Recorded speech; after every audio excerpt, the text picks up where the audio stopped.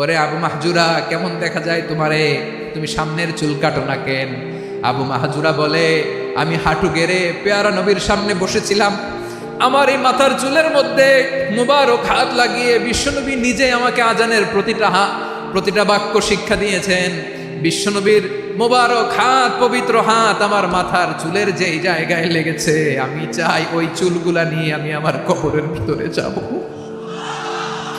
সাইয়েদনা আবু মাহজুরা রাদিয়াল্লাহু তাআলা আনহু ইন্তেকালের আগের পর্যন্ত মাথার সামনের চুলগুলা কাটে নাই।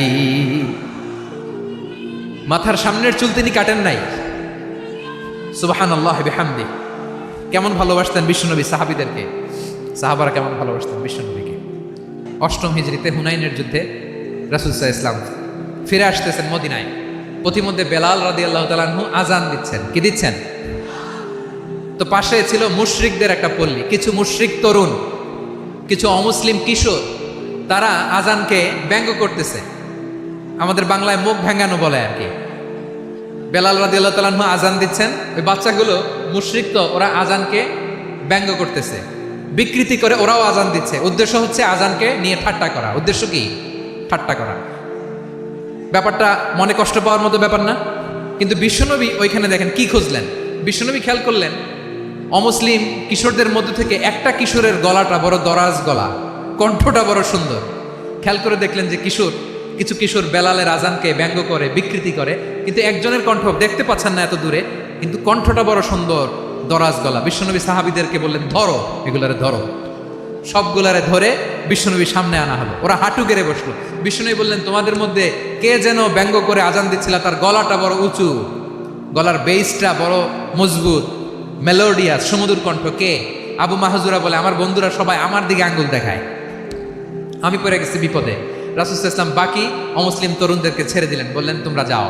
এবার আবু মাহজুরারে পাইছে। আবু মাহজুরার চুলের মধ্যে হাত দিলেন বিশ্বনবী, মাথায় হাত দিয়ে বললেন, এবার আজান দাও দেখি। আবু মাহজুরা বলে, আমি তো আজান দিতে জানি না, কারণ আমি তো বেলালেরটা শুইনা দিছি, আমার তো মুখস্থ নাই, আমি তো আজান দিতে জানি না। বিশ্বনবী বললেন, জানো না? তাহলে আসো, আমি তোমারে শিখাই দেই। সুবহানাল্লাহ পড়ে। আবু মাহজুরা হাঁটু গেড়ে বসে, বিশ্বনবীর মোবারক হাত আবু মাহজুরার চুলের মধ্যে। বিশ্বনবী আজানের মুআল্লিম আবু মাহজুরাকে বলতেছে, ঠিক আছে তোমারে শিখাই দিচ্ছি, আমি যা যা বলবো আমার সাথে সাথে বলো, পারবা? আবু মাহজুরা বলে, পারবো। বিশ্বনবী আজান দিচ্ছেন, মাথায় হাত দিয়ে, আল্লাহু আকবার, আল্লাহু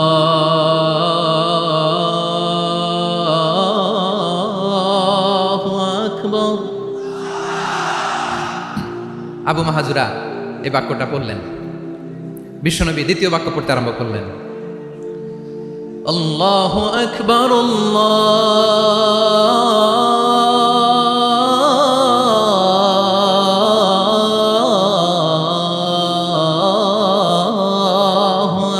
আকবার। আবু মাহজুরা এই বাক্যটা বললেন। বিশ্বনবী আবু মাহজুরার মাথার মধ্যে হাত দিয়ে তৃতীয় বাক্য বললেন, আশহাদু আল্লা ইলাহা ইল্লাল্লাহ,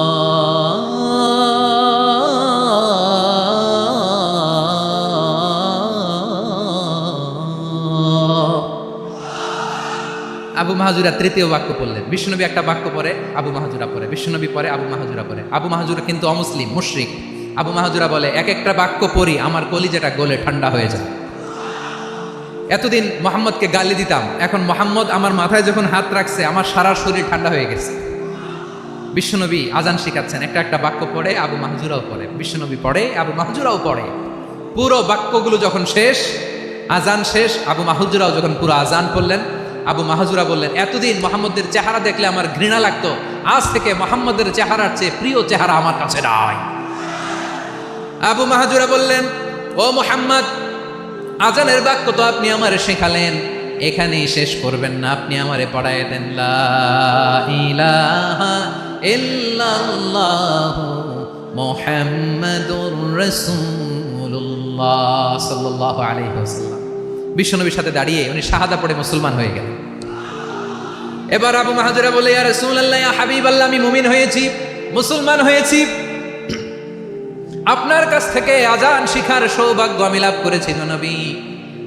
আমার কণ্ঠের বড় তারিফ করেছেন, আপনি আমার আজানকে আপনি পছন্দ করেছেন। একটা জিনিস আপনার কাছে চাই, আপনি আমাকে মক্কার মসজিদুল হারামের মুয়াজ্জিন হিসেবে অ্যাপয়েন্ট করে দে। বিষ্ণু ঈসা ইসলাম বললেন, যাও আবু মাহজুরা, আমি তোমাকে পৃথিবীর শ্রেষ্ঠতম মসজিদ মক্কার মসজিদুল হারামের মুয়াজ্জিন হিসেবে অ্যাপয়েন্ট করে দিলাম। দেখছেন কিভাবে ট্যালেন্ট হান্টিং করতে হয়, কিভাবে হিউম্যান রিসোর্স মানব সম্পদকে ব্যবহার করতে হয়। আসছিল আজানকে ভেঙাইতে, আসছিল কেন?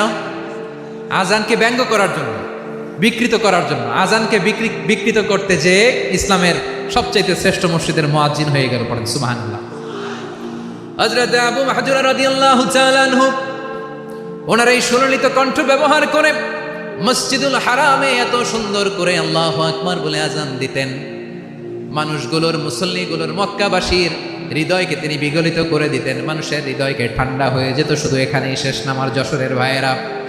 বিশ্বনবী যখন সাইয়েদনা আবু মাহজুরা রাদিয়াল্লাহু তাআলা আনহুকে আজান শেখাচ্ছিলেন, বলেন তো বিশ্বনবীর হাতটা কোথায় ছিল? আবু মাহজুরার মাথার সামনে, এই চুলের উপরে ছিল। আবু মাহজুরা ওই স্মৃতিটাকে ধারণ করবার জন্য, ওই স্মৃতিকে বহন করার জন্য বিশ্বনবীর মোবারক হাত আবু মাহজুরার কপালের চুলের যেই জায়গায় লেগেছে, মৃত্যুর আগের দিন পর্যন্ত আবু মাহজুরা মাথার ওই চুলে কোনোদিন ছুরি আর কামার লাগায় নাই, সেখানে কেচি লাগায় নাই, চুলের মধ্যে খুর লাগায় নাই। আবু মাহজুরা ডান দিকের চুল কাটতো, বাম দিকের চুল কাটতো, পেছনের চুল কাটতো, সামনের চুল কাটতো না। আবু মাহজুরা রাদিয়াল্লাহু তাআলা আনহুর সামনের চুলগুলো বড় হতে হতে যখন এত বড় হয়ে যায়, তিনি চুলগুলো পেঁচিয়ে মাথার মধ্যে রাখতেন। তারপরে তিনি পাগড়ি পরতেন। সবাই জিজ্ঞেস করতো, আবু মাহজুরা এটা আবার কেমন স্টাইল? দেখতে তোমার কি বিদঘুটে লাগে? কেমন অড লাগে? কেমন খারাপ দেখা যায়? মক্কায় এমন কোনো মানুষ তো দেখি নাই, ডানে চুল কাটে, বায়ে চুল কাটে, পেছনে চুল কাটে, সামনে কাটে না। ওরে আবু মাহজুরা, কেমন দেখা যায় তোমারে? তুমি সামনের চুল কাটো না কেন?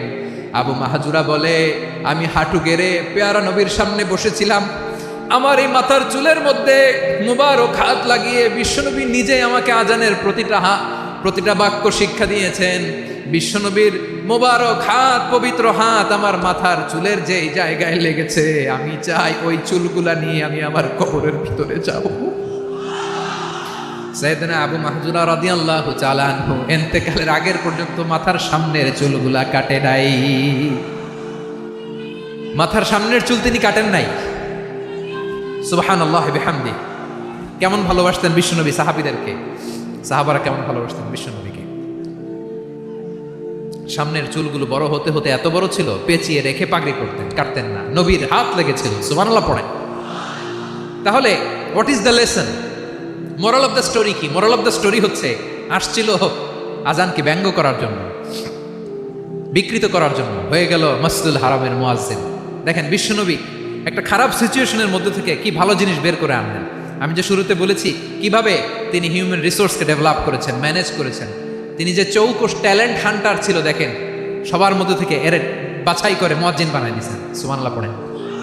তার মানে এই না সবাইরে ধরে ধরে উনি মুয়াজ্জিন বানাইছেন। যার যেই ট্যালেন্ট আছে তাকে ওই কাজে অ্যাসাইন করেছেন। যার যেই প্রতিভা আছে তার প্রতিভাকে ইসলামের কাজে লাগিয়েছেন। সুবহানাল্লাহ পড়েন। মানুষকে আল্লাহ স্বাধীনতা দিয়েছেন। ফামান শাআ ফালিউমিন ওয়া মান শাআ ফালিয়াকফুর। চাইলে মুমিন হতে পারো, চাইলে কাফের হতে পারো, তোমার ইচ্ছা। তবে জেনে রাখো, মুমিন হলে পাবা জান্নাত, কাফির হলে পাবা জাহান্নাম। নাও দ্য ডিসিশন ইজ ইয়ার্স। সিদ্ধান্ত তোমার, জান্নাতে যাবা না জাহান্নামে যাবা। যশোরের ভাইয়ের আওয়াজ করে বলুন, কই যেতে চান, জান্নাতে না জাহান্নামে? ডান দিকে না বাম দিকে? ডানপন্থী না বামপন্থী? চিল্লা চিল্লি না চুপচাপ? চুপচাপ কয়ে আবার চিল্লাচিল্লি শুরু করেছে। মাশাআল্লাহ। তাহলে কোরআনের কেন্দ্রীয় আলোচ্য বিষয় মানুষ। আমার সাথে থাকতে হবে, তোমাদেরকে নিয়ে আমি আলোচনা শেষ পর্যন্ত যাব। অনেক গুরুত্বপূর্ণ কথা বাকি আছে, আমাকে সহযোগিতা করতে হবে। মাশাআল্লাহ, এই তো ঠান্ডা হয়েছে। হ্যাঁ ঠিক আছে ঠিক আছে ঠিক আছে। মানুষকে আল্লাহ এত স্বাধীনতা দিয়েছেন, মানুষ চাইলে অনেক ভালো হইতে পারে। ভালোর রাস্তাও খোলা, খারাপ হওয়ার রাস্তাও খোলা। ভালো হইলে মানুষ অনেক ভালো, খারাপ হইলে অনেক খারাপ। ভালো হইলে সবচেয়ে ভালো, খারাপ হইলে সবচেয়ে খারাপ। এজন্য সিদ্ধান্ত আপনাকেই নিতে হবে। আল্লাহ তাআলা বলছেন, লাকাদ খালাকনাল ইনসানা ফি আহসানি তাকওয়িম সুম্মা সুম্মা রাদাদনাহু আসফালা সাফিলিন। আমি মানুষকে অনেক সুন্দর অবয়বে, সুন্দর আকৃতিতে সৃষ্টি করেছি। তার শুধু চেহারার ডিজাইনটাই সুন্দর নয়, তার ব্রেনটা বড্ড সুন্দর, তার মানসিকতা বড্ড সুন্দর, তার সৃজনশীলতা বড্ড সুন্দর। পড়েন সুবহানাল্লাহ। আমাদের চেহারা, অবয়ব, ডিজাইন যে সুন্দর তা না, আমাদের ব্রেনটা অনেক সফিস্টিকেটেড ব্রেন, অনেক সফিস্টিকেটেড। এই 1.5 কেজি ব্রেন ইউজ করে মানুষ গোটা বিশ্বে সভ্যতা বিনির্মাণ করেছে, ঠিক কিনা? এই ব্রেন আল্লাহ তাআলা আমাকে দিয়েছে। এটারে কাজে লাগালে, আপনার 6 সেন্স কাজে লাগালে আপনি অনন্য মানুষ হয়ে উঠবেন, মহামানবে রূপান্তরিত হবেন। মানুষ হতে পারে, চাইলেই মহামানব হতে পারে। আবার যদি মানুষ চায় খারাপও হতে পারে। আল্লাহ বললেন শুধু ভালোই না, ভালো হতে চাইলে অনেক ভালো তুমি হতে পারো, আবার খারাপ হতে চাইলে অনেক খারাপ তুমি হতে পারো। সুম্মা রাদাদনাহু আসফালা সাফিলিন।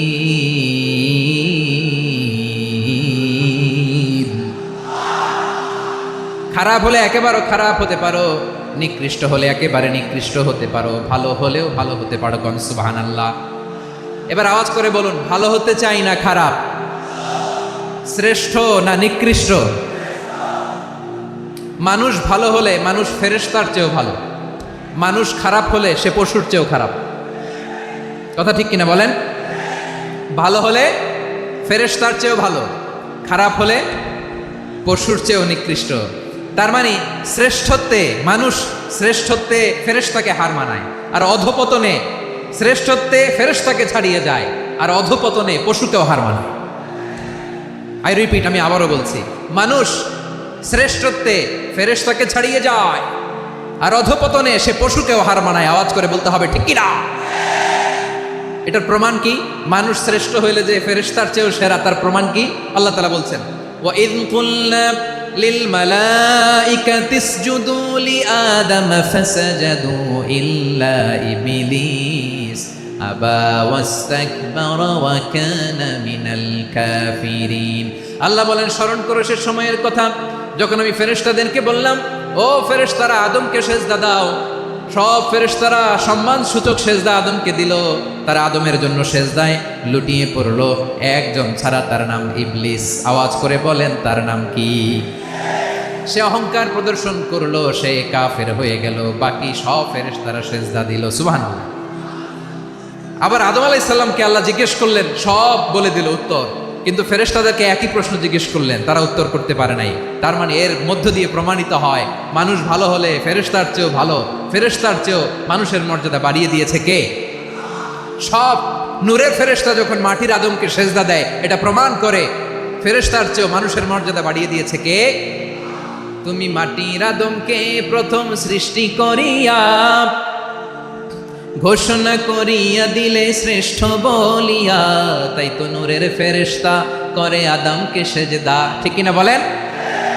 তাই তো নূরের ফেরেশতা করে আদমকে সেজদা, সবার চেয়ে সম্মান দিলে মাটির আদমকে। আল্লাহু আল্লাহু তুমি জাল্লে জালালুহু, শেষ করা তো যায় না গে তোমার গুণগান। পড়েন না? পড়েন, আল্লাহু আল্লাহু তুমি জাল্লে জালালুহু, শেষ করা তো যায় না গে তোমার গুণগান।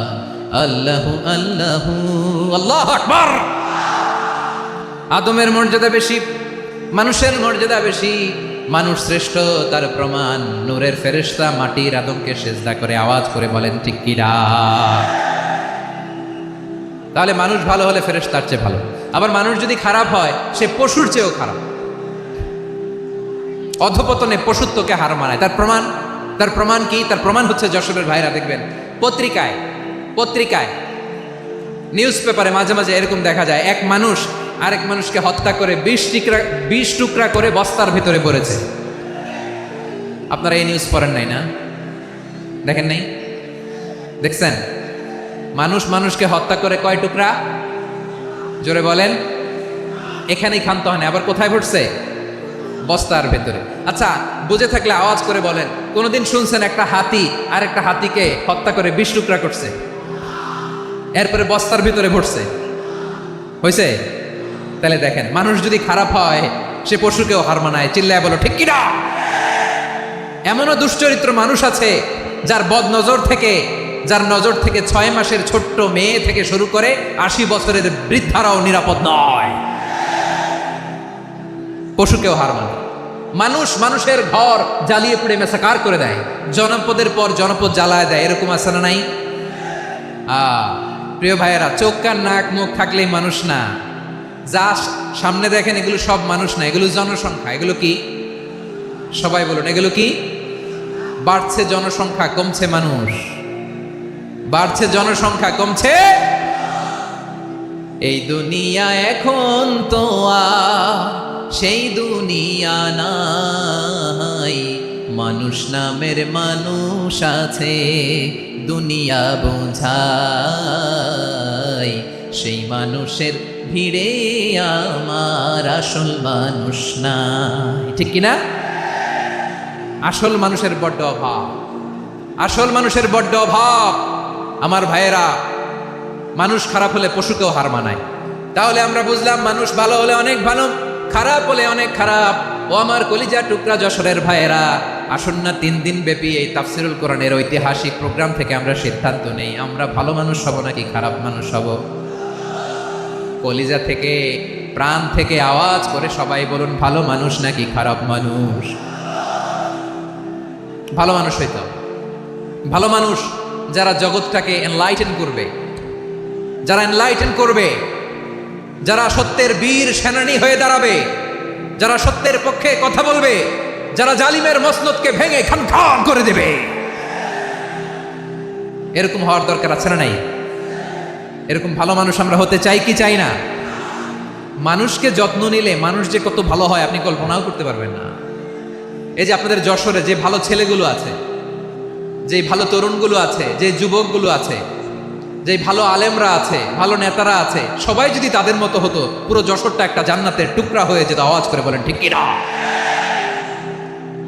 মানুষকে নার্চারিং করলে, মানুষকে পলিশ করলে, মানুষকে গ্রুমিং করলে, মানুষকে সঠিক তারবিয়া দিলে মানুষ অনন্য হয়ে ওঠে। প্রতিটি মানুষ অনন্য। আমি অনন্য, আপনি অনন্য, আমরা সবাই অনন্য। সুবহানাল্লাহ বলেন। মানুষকে আল্লাহ তাআলা দিয়েছেন অসীম ক্ষমতা, অসীম ক্ষমতা। সুবহানাল্লাহ। একটা মানুষ পারে না এমন কিছু নাই, একটা মানুষ পারে না এমন কিছু নাই। বিশ্বাস করতে হবে, মানুষ যা কল্পনা করতে পারে ওইটা মানুষ করে দেখাতে পারে। মানুষ যা কল্পনা করতে পারে সেটা মানুষ করে দেখাতে পারে। তুমি তোমার কল্পনার রাজ্যকে সাজাও, তোমাকে হারাতে পারে এমন কোন শক্তি আল্লাহর জমিনে নাই। তোমার কি শক্তি, কি সম্ভাবনা তুমি জানোই না মিয়া। তুমি এদিকে তাকাও কেন? তোমার রাস্তা তো ওই দূরে। তুমি কোথায় যাবে, আল্লাহ তোমার টেনে কোথায় নিয়ে যাবে তুমি কিছুই জানো না। Plan big, dream big. কল্পনার শক্তিকে বড় করো। মানুষ যা কল্পনা করতে পারে মানুষ তা করে দেখাতে পারে। মানুষের কাছে অসাধ্য কিছু নাই, মৃত্যু ছাড়া, অ্যাকসেপ্ট ডেথ। মৃত্যু ছাড়া মানুষ সবকিছুকে জয় করতে পারে। মৃত্যু ছাড়া যে কোনো অসাধ্যকে সাধন করার ক্ষমতা মানুষকে দিয়ে দিয়েছে কে? হারার জন্য তোমার জন্মই হয় নাই, তোমার জন্ম হয়েছে জিতার জন্য, বিজয়ের জন্য তোমার জন্ম। মানুষের শুরুটাই হয় বিজয় দিয়ে। যশোর, আওয়াজ করে বলো, মানুষের শুরু হয় কি দিয়ে? আমরা যখন আমার পিতার পৃষ্ঠদেশে ছিলাম, পিতার পৃষ্ঠদেশ থেকে শুক্রাণু যখন মায়ের গর্ভদেশে যেয়ে পড়ে, কতটা শুক্রাণু ভ্রমণ শুরু করে জানো? 20 কোটি শুক্রাণু। একবার সিমেন আউট হলে সেখানে 20 কোটি শুক্রাণু থাকে, ভ্রমণ শুরু করে। ওই 20 কোটি শুক্রাণুর মধ্য থেকে তুমি আমি আজকে এক বিকশিত শুক্রাণু মানব রূপে পৃথিবীতে এসেছি। সুবহানাল্লাহ। ওই 20 কোটি শুক্রাণুর প্রতিযোগিতায় সবাইরে পেছনে ফেলে সেদিন আমি সফল হয়েছিলাম, সেদিন আমি বিজয়ী হয়েছিলাম। সেদিন আমি এত ছোট ছিলাম, মাইক্রোস্কোপ দিয়েও আমার অস্তিত্ব টের পাওয়া যায় না। আমি এত তুচ্ছ ছিলাম, নগণ্য ছিলাম। আমার কান ছিল না, আমার চোখ ছিল না, আমার হাত ছিল না, আমার জন্য রিকমেন্ডেশন করার মতো মামু ছিল না, খালা ছিল না, কেউ ছিল না। তারপরেও ওই প্রতিযোগিতায়, ওই কম্পিটিশনে যখন আমারে কেউ হারাতে পারে নাই, আল্লাহর জমিনেও আমারে কেউ হারাতে পারে না। হারার জন্য তোমার জন্মই হয় নাই, তুমি আসছোই জিতার জন্য। সুবহানাল্লাহ। বিশ্বনবী বলেন, আন্নাসু মাআদিন কামাআদিনি যাহাবি ওয়াল ফিদ্দা খিয়ারুহুম ফিল জাহিলিয়াতি খিয়ারুহুম ফিল ইসলাম। Peoples are like mines of gold and silver. সোনার খনি, রূপার খনি, এর চেয়েও বড় খনি হচ্ছে এই মানব সম্পদের খনি। আওয়াজ করে বলেন আল্লাহু আকবার। আল্লাহ তাআলা এই সম্পদ আমাদেরকে দিছে। বিশ্বনবী বলেন মানুষ হচ্ছে খনির মতো। খিয়ারুহুম ফিল জাহিলিয়াতি খিয়ারুহুম ফিল ইসলাম। জাহিলি যুগে যারা সেরা, ইসলামেও তারা সেরা। ইদা ফাকুহু, যদি তারা বুঝবান হয় তাহলে তাদেরকে সেরা বানায় দিবে কে? তাহলে মানুষের চেয়ে সেরা কেউ হতে পারে? মানুষের চেয়ে অনন্য কেউ হতে পারে? মানুষকে কেউ হারাতে পারে? আওয়াজ করে বলো, তোমাকে কেউ হারাতে পারবে? এই সাহস জাগছে আজকের আলোচনা থেকে। আমি তুমি অনন্য, আমাকে তোমাকে হারায়া দেওয়া এত সহজ না, ঠিক কিনা? একটা কথা জীবনের সাথে সেট করে নিতে হবে, আমি জিতি নয় শিখি, আমি কখনো হারি না। জীবনের সাথে সেট করে নাও, জেনজি অফ জেসর, আমি কখনো হারি না, আমি হয় জিতি নয় শিখি। চিল্লায় বলো ঠিক কিনা? আমি কখনো হারি না, আমারে হারানো এত সোজা না। কি সাহস জাগছে? বুকে সাহস জাগছে? তাকবীর পড়ো, লিল্লাহি তাকবীর। তাহলে বিশ্বনবী বললেন নাসু মাআদিন, মানুষ হচ্ছে খনি। এই ধাক্কা ধাক্কি, আমি জানি এগুলো ভালোবাসার ধাক্কা ধাক্কি, এজন্য আমি সহ্য করে নেই। এগুলো যে ভালোবাসার ধাক্কা ধাক্কি, এটা আমরা বুঝি। পৃথিবীর কোনো আইন, সিকিউরিটি প্রটোকল দিয়ে এটারে মানানো যাবে না, কারণ এটা তো ভালোবাসা, লাভ। লাভ কোনো আইন কানুন দিয়ে বাধা যায় না, মানানো যায় না, ঠিক কিনা বলো?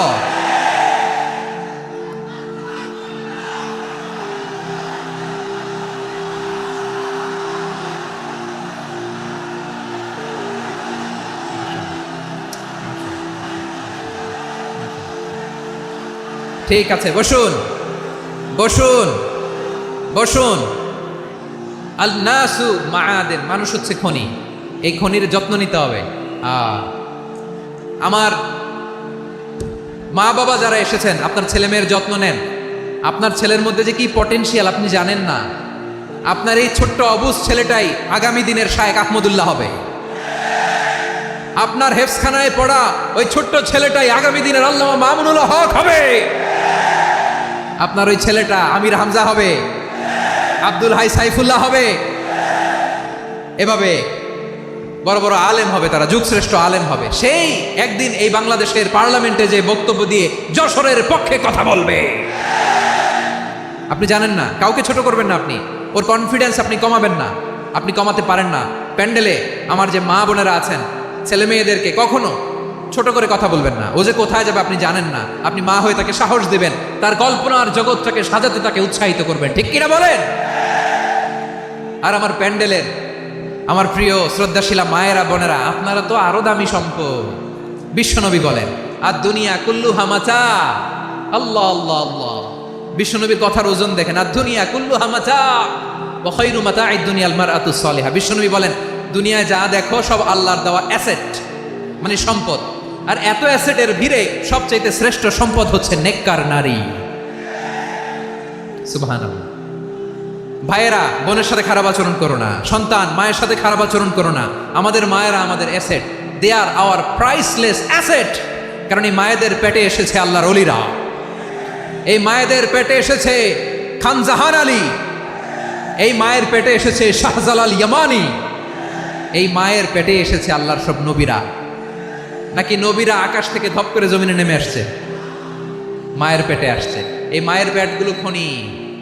আমার সম্মানিতা মায়েরা বোনেরা, নিজেকে ইসলাম দিয়ে সাজান, নিজেকে ইসলাম দিয়ে সাজান, নিজেকে পবিত্র রাখুন, নিজের আব্রু ইমান ইজ্জতের হেফাজত করুন, কোরআন পড়ুন, সুন্নাহ পড়ুন। আপনি জানেন না আপনার গর্ভে কে আসছে, কোন ক্ষণজন্মা পুরুষকে আল্লাহ তাআলা আপনার গর্ভে পাঠাবে, আপনি জানেন না। মায়েরা নিজেদেরকে পবিত্র রাখুন, ইসলাম চর্চা করুন, কোরআন চর্চা করুন, নৈতিকতা দিয়ে নিজেকে সাজান। যশোরের জেনজি, নিজেদেরকে প্রস্তুত রাখো আগামীর বাংলাদেশের জন্য। নৈতিকতা, মোরালিটি, ভ্যালিউজ দিয়ে নিজেকে সাজাও, ইসলাম দিয়ে নিজেকে সাজাও। কারণ আগামীর বাংলাদেশ ইসলামের বাংলাদেশ। বাংলাদেশের আসল পরিচয় ইসলাম। বাংলাদেশের আসল পরিচয় কি? সবাই বলে না। বাংলাদেশের আসল পরিচয় কি? এই ইসলাম নিয়ে আমরা সংসদ ভবন সাজাবো, রাজি আছি না নাই? শেকড় ভুলে যাওয়া যাবে না। আমরা ধাপে ধাপে শারিয়া আইনের দিকে যাব ইনশাআল্লাহ, কিন্তু জঙ্গিবাদ দিয়ে নয়, কট্টরপন্থা দিয়ে নয়।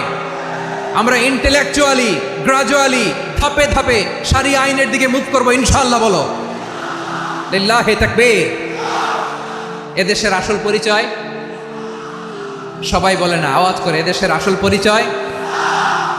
এদেশে আজান শুনে সূর্য ওঠে শহর গ্রামে, এদেশে আজান শুনে সূর্য ডুবে সন্ধ্যা নামে, এদেশে সকল কাজে সবাই বলে বিসমিল্লাহ, এদেশে ভালো কিছু দেখে শুনে হাসি মুখে সবাই বলে মাশা আল্লাহ, সুবহানাল্লাহ সুবহানাল্লাহ সুবহানাল্লাহ সুবহানাল্লাহ সুবহানাল্লাহ সুবহানাল্লাহ সুবহানাল্লাহ সুবহানাল্লাহ।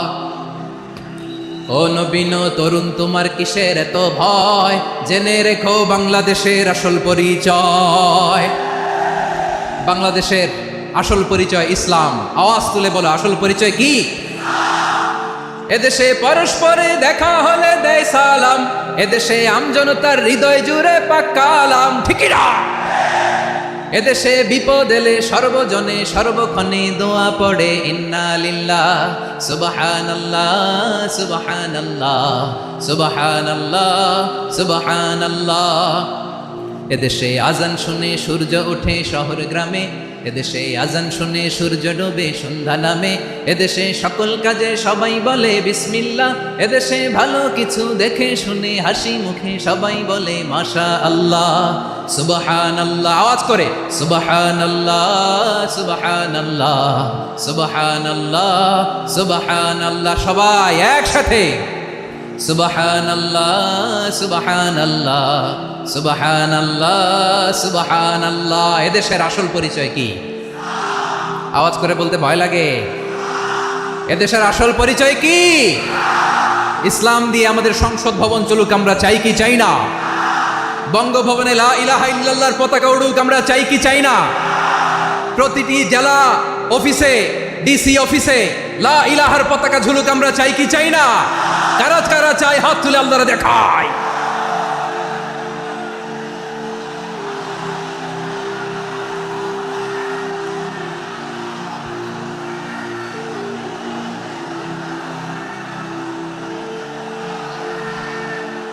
মাশাআল্লাহ মাশাআল্লাহ মাশাআল্লাহ মাশাআল্লাহ। যশোর, আওয়াজ করে বলো, ভালো মানুষ না খারাপ মানুষ? বুঝে বলছে তো? মানুষ ভালো হলে যে কত ভালো। এই মানুষকে যত্ন নিলে, মানুষকে মানুষ বানালে যে সে কি হতে পারে শুনবা? হ্যাঁ, নাকি মোনাজাত দিয়ে দিব? শুনবা? তাহলে থামতে হবে। থামো, আমি যখন বলবো থামো থামো, তাকবীরের সময় দিলে তাকবীর, থামো থামো। মানুষকে যত্ন নিলে, এই এদিকে এদিকে, ড্রোন নামায় ফেলো। হয়েছে, ড্রোনের ফুটেজ হয়ে গেছে, এবার ড্রোন নামায় ফেলো। আমার দিকে তাকাও। মানুষকে, তোমরা এদিক সেদিক তাকালে তো গুরুত্বপূর্ণ পয়েন্ট মিস হয়ে যাবে। এদিকে এদিকে, হ্যাঁ মাস, ঠিক আছে, এদিকে।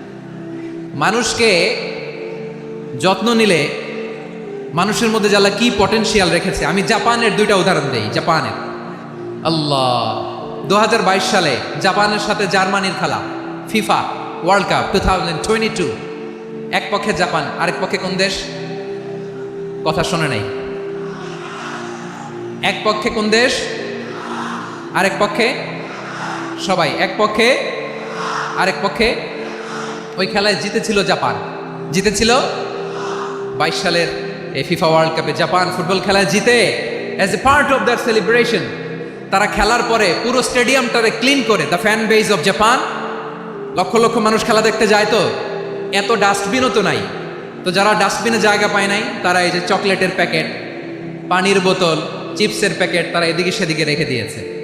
জাপানের ভক্তরা, জাপানের ফলোয়াররা as a part of their celebration তারা খেলার পরে পুরো স্টেডিয়ামের সব ময়লা আবর্জনা ক্লিন করে তারপরে বিদায় নিয়েছে।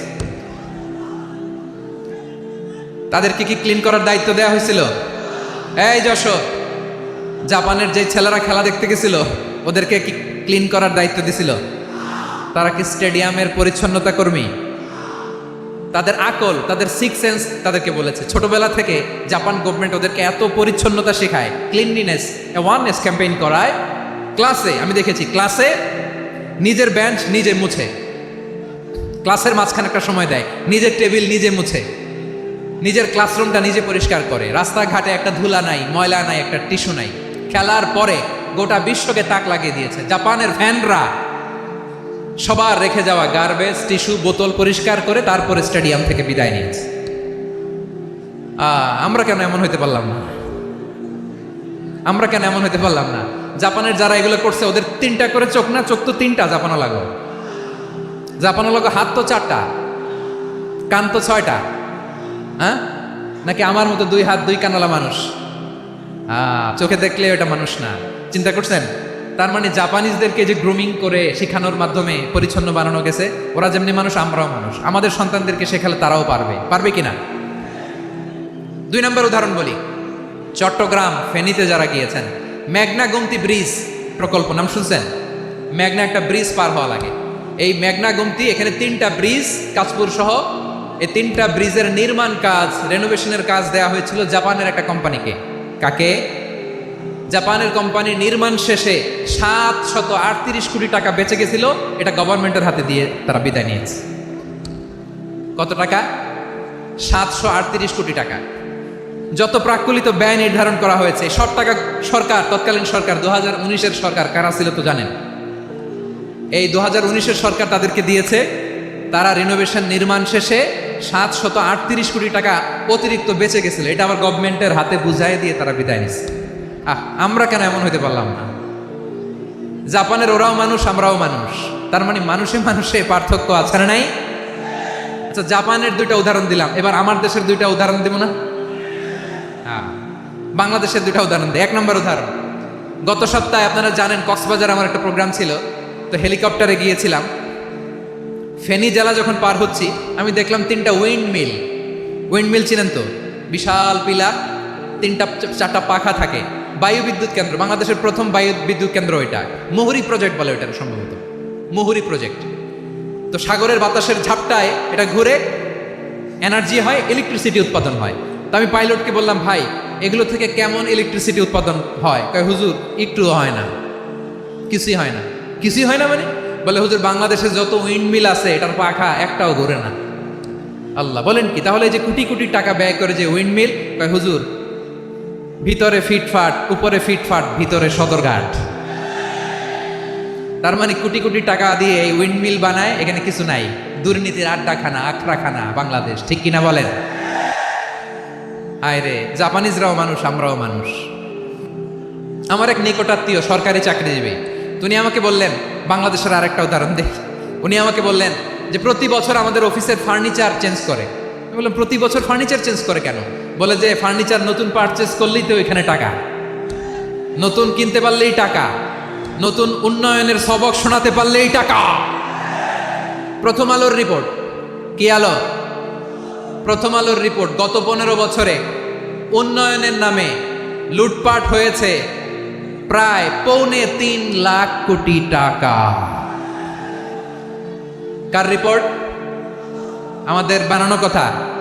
প্রথম আলোর রিপোর্ট। গত 15 বছরে কারা ছিল জানেন তো? হ্যাঁ, শুধু ওনাদেরকেই দোষ দিয়ে লাভ নাই। স্বাধীনতার পর থেকে শুধু শাসকের হাত বদল হয়েছে, আমরা কিছু পাই নাই, ঠিক কিনা বলেন? শুধু ওনাদের দোষ দিয়ে কি লাভ? একদল খাইছে, আরেক দল খাওয়ার জন্য রেডি হয়ে আছে। আমরা এরকম চাই না। আমরা চাই স্বাধীন সার্বভৌম বাংলাদেশ। আমরা চাই দুর্নীতিমুক্ত বাংলাদেশ। আমি নিউজটাতে কতবার পড়লাম, এটা কি সম্ভব?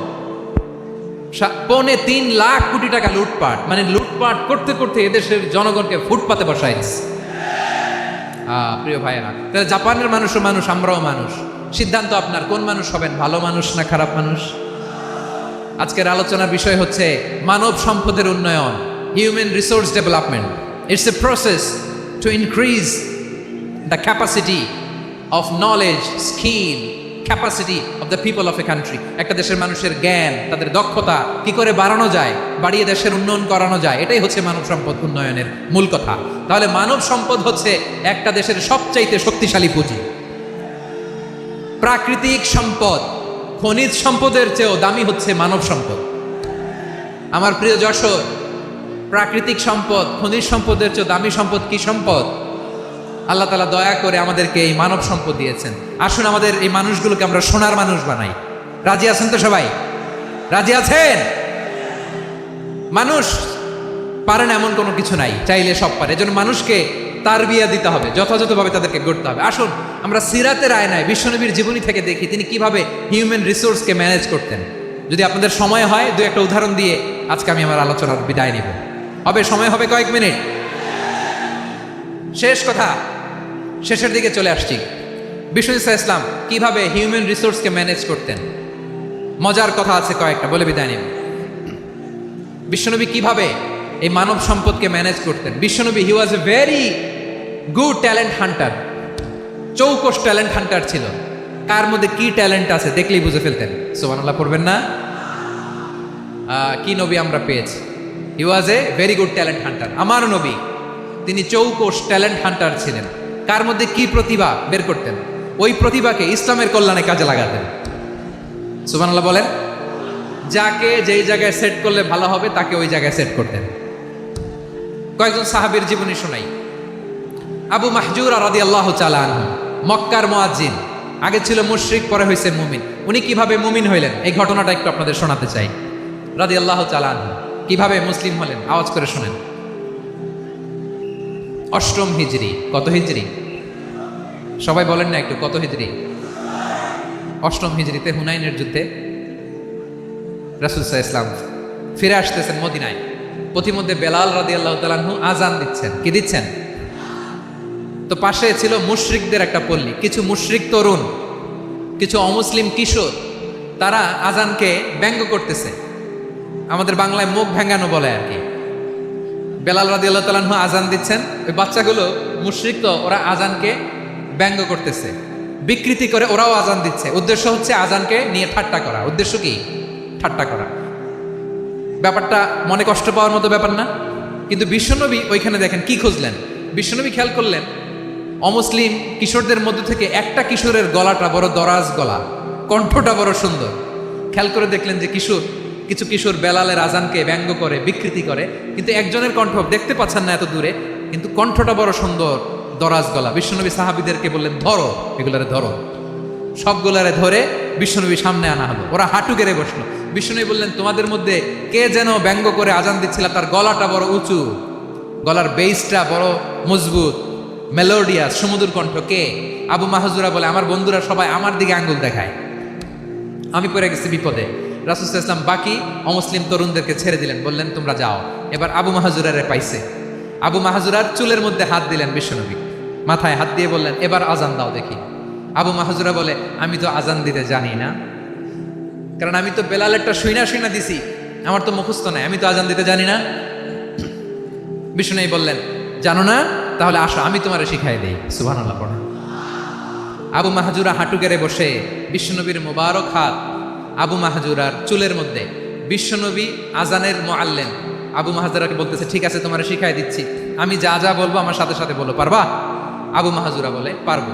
বিশ্বনবী আজান দিচ্ছেন, মাথায় হাত দিয়ে আল্লাহু আকবার, আল্লাহু আকবার। আবু মাহজুরা এই বাক্যটা পড়লেন। বিশ্বনবী দ্বিতীয় বাক্য পড়তে আরম্ভ করলেন, আল্লাহু আকবার,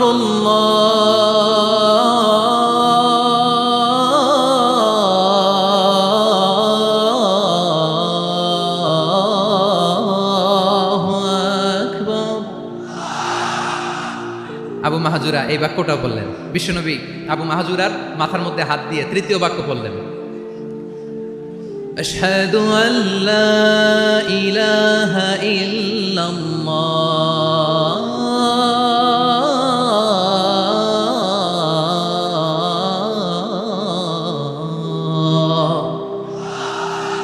আবু মাহজুরা তৃতীয় বাক্য পড়লেন। বিশ্বনবী একটা বাক্য পরে আবু মাহজুরা পড়ে, বিশ্বনবী পরে আবু মাহজুরা পড়ে। আবু মাহজুরা কিন্তু অমুসলিম, মুশরিক।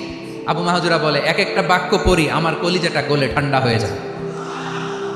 এতদিন মোহাম্মদকে গালি দিতাম, এখন মোহাম্মদ আমার মাথায় যখন হাত রাখছে আমার সারা শরীর ঠান্ডা হয়ে গেছে। বিশ্বনবী আজান শেখাচ্ছেন, একটা একটা বাক্য পড়ে, আবু মাহজুরাও পড়ে, বিশ্বনবী পড়ে, আবু মাহজুরাও পড়ে। পুরো বাক্যগুলো যখন শেষ, আজান শেষ, আবু মাহজুরাও যখন পুরো আজান পড়লেন, আবু মাহজুরা বললেন, এতদিন মোহাম্মদের চেহারা দেখলে আমার ঘৃণা লাগতো, আজ থেকে মোহাম্মদের চেহারার চেয়ে প্রিয় চেহারা আমার কাছে নাই। আবু মাহজুরা বললেন, ও মোহাম্মদ, আজানের বাক্য তো আপনি আমারে শেখালেন, এখানেই শেষ করবেন না, আপনি আমারে পড়ায় দেন, লা ইলাহা ইল্লাল্লাহু মুহাম্মাদুর রাসূলুল্লাহ সাল্লাল্লাহু আলাইহি ওয়াসাল্লাম। বিশ্বনবীর সাথে দাঁড়িয়ে উনি শাহাদা পড়ে মুসলমান হয়ে গেলেন। এবার আবু মাহজুরা বলে, ইয়া রাসূলুল্লাহ, ইয়া হাবিবাল্লাহ, আমি মুমিন হয়েছি, মুসলমান হয়েছি, আপনার কাছ থেকে আজান শিখার সৌভাগ্য আমি লাভ করেছি নবী।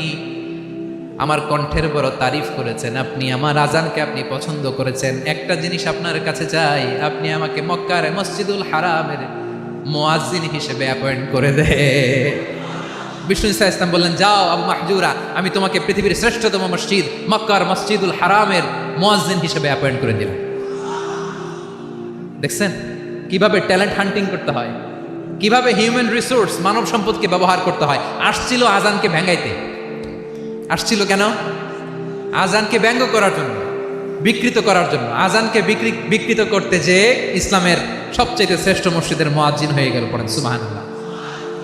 হযরত আবু মাহজুরা রাদিয়াল্লাহু তাআলা আনহু ওনার এই সুললিত কণ্ঠ ব্যবহার করে মসজিদুল হারামে এত সুন্দর করে আল্লাহু আকবার বলে আজান দিতেন। মানুষগুলোর, মুসল্লিগুলোর, মক্কাবাসীর হৃদয়কে তিনি বিগলিত করে দিতেন, মানুষের হৃদয়কে ঠান্ডা হয়ে যেত। শুধু এখানেই শেষ না আমার যশোরের ভাইয়েরা, বিশ্বনবী যখন সাইয়েদনা আবু মাহজুরা রাদিয়াল্লাহু তাআলা আনহুকে আজান শিখাচ্ছিলেন, বলেন তো বিশ্বনবীর হাতটা কোথায় ছিল? আবু মাহজুরার মাথার সামনে, এই চুলের উপরে ছিল। আবু মাহজুরা ওই স্মৃতিটাকে ধারণ করবার জন্য, ওই স্মৃতিকে বহন করার জন্য বিশ্বনবীর মোবারক হাত আবু মাহজুরার কপালের চুলের যেই জায়গায় লেগেছে, মৃত্যুর আগের দিন পর্যন্ত আবু মাহজুরা মাথার ওই চুলে কোনোদিন ছুরি আর কামার লাগায় নাই, সেখানে কেচি লাগায় নাই, চুলের মধ্যে খুর লাগায় নাই। আবু মাহজুরা ডান দিকের চুল কাটতো, বাম দিকের চুল কাটতো, পেছনের চুল কাটতো, সামনের চুল কাটতো না। আবু মাহজুরা রাদিয়াল্লাহু তাআলা আনহুর সামনের চুলগুলো বড় হতে হতে যখন এত বড় হয়ে যায়, তিনি চুলগুলো পেঁচিয়ে মাথার মধ্যে রাখতেন, তারপরে তিনি পাগড়ি পরতেন। সবাই জিজ্ঞেস করতো, আবু মাহজুরা, এটা আবার কেমন স্টাইল? দেখতে তোমার কি বিদঘুটে লাগে? কেমন অড লাগে? কেমন খারাপ দেখা যায়? মক্কায় এমন কোনো মানুষ তো দেখি নাই, ডানে চুল কাটে, বায়ে চুল কাটে, পেছনে চুল কাটে, সামনে কাটে না। ওরে আবু মাহজুরা, কেমন দেখা যায় তোমারে? তুমি সামনের চুল কাটো না কেন? আবু মাহজুরা বলে, আমি হাঁটু গেড়ে পেয়ারা নবীর সামনে বসেছিলাম, আমার এই মাথার চুলের মধ্যে মুবারক হাত লাগিয়ে বিশ্বনবী নিজে আমাকে আজানের প্রতিটা বাক্য শিক্ষা দিয়েছেন। বিশ্বনবীর মুবারক হাত, পবিত্র হাত আমার মাথার চুলের যেই জায়গায় লেগেছে, আমি চাই ওই চুলগুলা নিয়ে আমি আমার কবরের ভিতরে যাব। সাইয়েদনা আবু মাহজুরা রাদিয়াল্লাহু তাআলা আনহু ইন্তেকালের আগের পর্যন্ত মাথার সামনের চুলগুলা কাটে নাই। মাথার সামনের চুল তিনি কাটেন নাই। সুবহানাল্লাহি বিহামদি। কেমন ভালোবাসতেন বিশ্বনবী সাহাবীদেরকে, সাহাবারা কেমন ভালোবাসতেন বিশ্বনবীকে। সামনের চুলগুলো বড় হতে হতে এত বড় ছিল, পেঁচিয়ে রেখে পাগড়ি করতেন, কাটতেন না। নবীর হাত লেগেছিল। সুবহানাল্লাহ পড়েন। তাহলে what is the lesson? Moral of the story কি? মোরাল অফ দ্য স্টোরি হচ্ছে, আসছিল আজানকে ব্যঙ্গ করার জন্য, বিকৃত করার জন্য, হয়ে গেল মসজিদুল হারামের মুয়াজ্জিন। দেখেন বিশ্বনবী একটা খারাপ সিচুয়েশনের মধ্যে থেকে কি ভালো জিনিস বের করে আনলেন। আমি যে শুরুতে বলেছি কিভাবে তিনি হিউম্যান রিসোর্সকে ডেভেলপ করেছেন, ম্যানেজ করেছেন। তিনি যে চৌকস ট্যালেন্ট হান্টার ছিল, দেখেন সবার মধ্যে থেকে এর বাছাই করে মুয়াজ্জিন বানাই নিয়েছেন। সুবহানাল্লাহ পড়েন। তার মানে এই না সবাইরে ধরে ধরে উনি মুয়াজ্জিন বানাইছেন। যার যেই ট্যালেন্ট আছে তাকে ওই কাজে অ্যাসাইন করেছেন, যার যেই প্রতিভা আছে তার প্রতিভাকে ইসলামের কাজে লাগিয়েছেন। সুবহানাল্লাহ পড়েন। যায়েদ বিন সাবিত রাদিয়াল্লাহু তাআলা আনহু নাম শুনেছেন? যশোর কথা বেরোয় না। যদি জিজ্ঞাসা সালমান খানের নাম শুনছেন, সবাই হাত তুলবে, জি হুজুর শুনছি, মানে সব দেখা শেষ। সালমান খান, আমির খান, অমুক খান, সব খান মুখস্থ, কিন্তু যায়েদ বিন সাবিতের নাম মুখস্থ নাই মুসলমানদের। যেই সাহাবী মাথার সামনের চুল কাটে নাই, মসজিদুল হারামের মুয়াজ্জিন বানাইছেন বিশ্বনবী, সাহাবীর নাম কি? খায়া ফেলাইছে, স্লোগানের সাথে খায়া ফেলাইছে। আবু মাহজুরা, কি নাম? আবু মাহজুরা আল জুমাহি রাদিয়াল্লাহু তাআলা আনহু। এই নামটা আজকে নিয়ে যাইতে হবে যশোর। আবু মাহজুরা রাদিয়াল্লাহু তাআলা আনহু। 2 নম্বরে বলছিলাম যায়েদ বিন সাবিত রাদিয়াল্লাহু তাআলা আনহু। বিশ্বনবী দেখলেন মদিনার এই আনসারী সাহাবী হাইলি ট্যালেন্টেড, ইন্টেলেকচুয়াল, মেরিটোরিয়াস, জ্ঞানের প্রতি তার আকর্ষণ, মারাত্মক আকর্ষণ। বিশ্বনবী তাকে দায়িত্ব দিলেন, কোরআন যা নাজিল হয় তুমি লিখো, কাতিবুল ওয়াহি বানায় দিলেন। সুবহানাল্লাহ। যায়েদ বিন সাবিতরে আবার আজান শেখান নাই, কারণ তার মধ্যে বিশ্বনবী প্রতিভা দেখেছেন, একাডেমিক প্রতিভা। বিশ্বনবীর একাডেমিক প্রজেক্টগুলো তিনি হ্যান্ডেল করতেন। যায়েদ বিন সাবিত ছিল বিশ্বনবীর ব্যক্তিগত সচিব। কি ছিল? ব্যক্তিগত সচিব, বোঝেন নাই? বিশ্বনবীর ব্যক্তিগত সচিব এবং দোভাষী।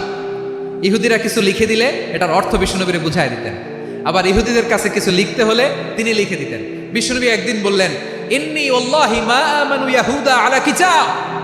ইহুদিরা যে চিঠি পাঠায় অর্থ তো বুঝি না, আরেক ইহুদি আইনে অর্থ করা লাগে। আবার ইহুদিদের কাছে কিছু লিখে পাঠাইতে চাইলে আমরা তো লিখতে পারি না, ইহুদিরে দিয়ে লেখা লাগে। ওরা যে পয়রা শোনায় লিখে দেয়, আমি ওদের বিশ্বাস করি না, আমার নিজের একজন লোক দরকার। বিশ্বনবী এই যায়েদ বিন সাবিতকে চুজ করলেন ল্যাঙ্গুয়েজের জন্য। উনি বললেন, যায়েদ, তোমার সফট স্কিলকে ডেভেলপ করতে হবে, তুমি হিব্রু ল্যাঙ্গুয়েজ শিখে ফেলো। যায়েদ বিন সাবিত বলল, বিশ্বনবীর মোটিভেশন আর ইন্সপিরেশন পেয়ে আমি 15 দিনে ইহুদিদের এই হিব্রু ল্যাঙ্গুয়েজ শিখে ফেললাম। শুধু শিখে ফেললাম না, হাত্তা হাদিকতু, even I became master in the language. এই ভাষা আমি পারদর্শী হয়ে গেলাম।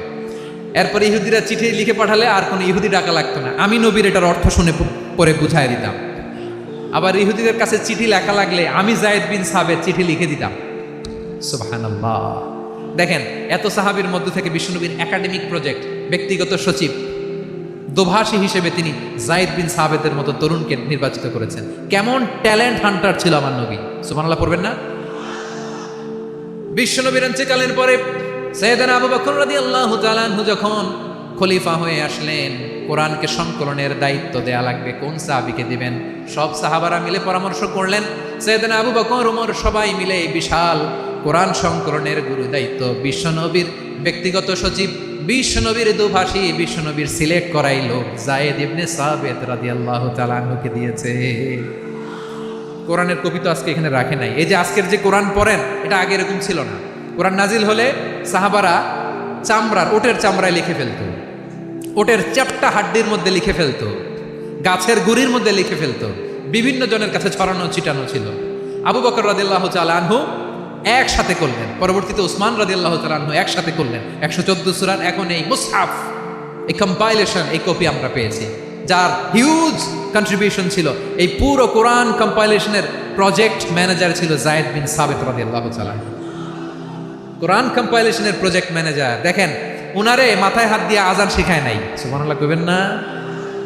তাহলে প্রথম সাহাবী আবু মাহজুরাকে মুয়াজ্জিন বানাইলেন, যায়েদ বিন সাবিতকে ব্যক্তিগত সচিব আর দোভাষী বানালেন, মুসআব ইবনে উমাইর রাদিয়াল্লাহু তাআলা আনহুকে ইসলামের প্রথম অ্যাম্বাসেডর বানালেন। তাহলে তৃতীয় নম্বর একজন সাহাবীর নাম বলছি, মুসআব ইবনে উমাইর। মুসআব কি নাম? নামটা কেমন লাগে? এই কয়েকজনের ভাল লাগে, বাকিদের ভাল লাগে না? ভাল লাগে? এই এই আর কয়েকটা মিনিট দেওয়া যাবে না আমাকে আল্লাহর রাস্তে? হ্যাঁ, ঠিক আছে। আমি তোমাদেরকে ভালোবাসা দেখাবো, দোয়া করবো, যদি চুপ থাকো, একেবারে চুপ, কষ্ট সহ্য করো। বাকিরে যা সওয়াব পাবে তোমরা ডবল পাবা, যেহেতু কষ্ট বেশি, কিন্তু চুপ। 3 নম্বর সাহাবীর নাম মুসআব। এই ধাক্কাধাক্কি কেন? ধাক্কাধাক্কি কেন রে ভাই? না না না, এরকম হইলে আসবো না যশোর, আমি আর আসবো না। হয় পিছনে চলে যাও, নাহলে চুপ, ধাক্কাধাক্কি নেই। 3 নম্বর সাহাবীর নাম মুসআব। কি নাম? He was the first ambassador in Islam. ইসলামের প্রথম ডিপ্লোম্যাট, প্রথম কূটনৈতিক, ইসলামের প্রথম কূটনৈতিক, ইসলামের প্রথম ডিপ্লোম্যাট, প্রথম অ্যাম্বাসেডর মুসআব ইবনে উমাইর। মক্কার তরুণ যুবক, উনি পারফিউম লাগাইলে মানুষ দেখলেই বুঝতো এটা মুসআব লাগাইছে। এমন ড্যাশিং ফেসের ছিল, এমন স্মার্ট ড্যাশিং ফেস, এমন পার্সোনালিটির মানুষ ছিল মুসআব রাদিয়াল্লাহু তাআলা। কারণ যিনি ইসলামের স্পোকম্যান হবেন, মুখপাত্র হবেন, তার স্মার্ট হওয়ার দরকার আছে না নাই? আকাবার প্রথম শপথ যখন হলো, তাদের সাথে বিষ্ণু ঈসা ইসলাম মদিনাতে একজন মুখপাত্র পাঠালেন, ডিপ্লোম্যাটকে পাঠালেন, অ্যাম্বাসেডর অফ ইসলাম। তিনি হচ্ছেন মুসআব ইবনে উমাইর। পড়েন সুবহানাল্লাহ।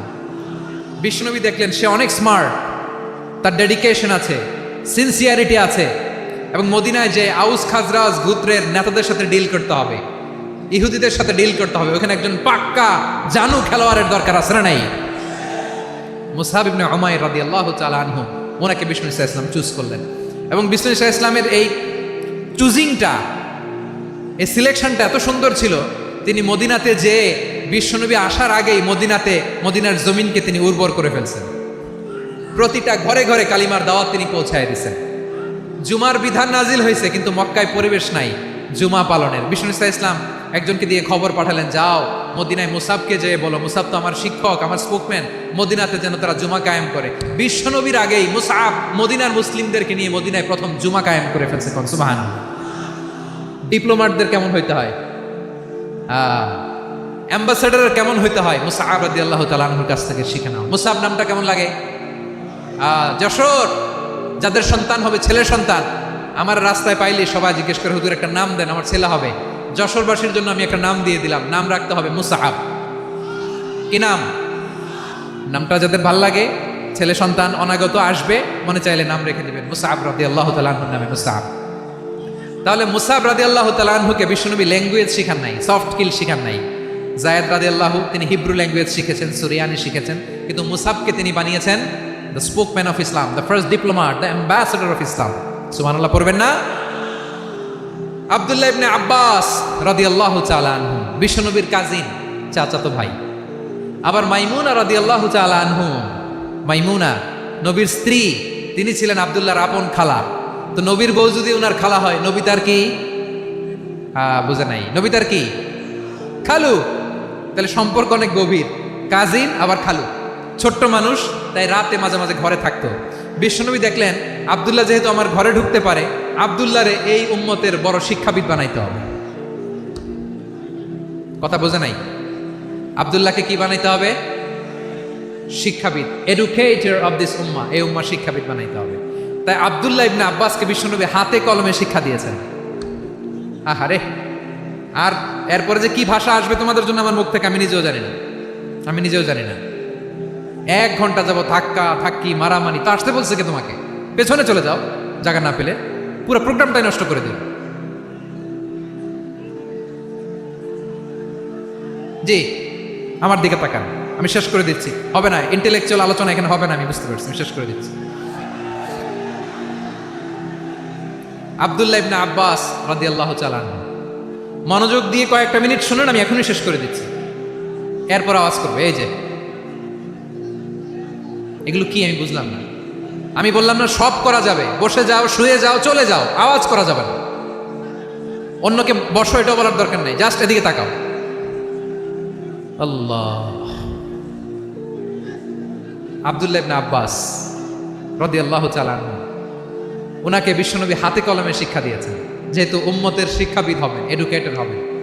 তো বিশ্বনবী রাতে যখন তাহাজ্জুদ পড়তেন, ছোট্ট আব্দুল্লাহ ঘরে থাকতো। বুঝতে পেরেছেন? ছোট্ট মানুষ তো ঘরে থাকতো।